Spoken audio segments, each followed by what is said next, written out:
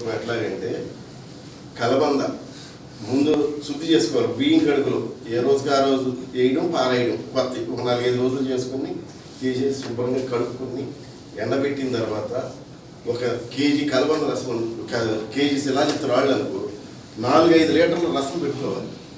రసం పెట్టుకుని మీరు సీల్ ఇచ్చేసి పెద్ద పండు ఉండాలి. చిన్న పండు అనుకో కలబంద రసం కలబంద రసం బాగా ఎక్కువగా ఉండాలి. కుండ లేకపోతే పెట్టేసరికి కూడా ఆ పిడకలో సీలిపోయి ఆ పైకి వచ్చేస్తుంది. ఆ తేమ హెవీగా పొట్టం పెట్టాలి. 1 కేజీ కనుక 5 లీటర్ల రసం వేసాము. పెద్ద కొండ పెట్టుకుంటే 5-6 భాగాలు ఎక్స్ట్రా ఉండాలి. ఒక 500-600 పెట్టి ఒక 200 ఎక్స్ట్రా పిడకలు పెట్టాను. హెవీ పొట్టం పెట్టి తెల్లగా కాలిపోతుంది. హీట్ సాలలేదనుకో నల్లగా ఉంటుంది. ఆ పై లేయర్ కలబంద అంటుకుని ఉంటుంది. 100 పిడకలు 400-500 ఎక్స్ట్రా అయ్యింది ఏం కాదు. అప్పుడు తెల్లగా కాలిపోతుంది. దాన్ని తీసుకుని వస్త్రగా పౌడర్ చేసి వస్త్రగాలం చేసుకుని 4 నుంచి 5 గ్రాములు 10 గ్రాములు కూడా వేయచ్చు ఏం కాదు. నేను ఒక్కోసారి 50 గ్రాములు కూడా వేస్తాను. యూరిన్ టచ్గా వచ్చినప్పుడు ఏమవుదు.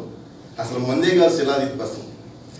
కడుపులో మంటలు అసలు కడుపులో మంటలో ఆ పౌడర్ వెళ్తూనే ఆగుతుంది. గ్యారెంటీ ఇది, డౌటే లేదు. కడుపులో మంటలు వెంటనే ఆగిపోతాయండి, డౌట్ లేదు.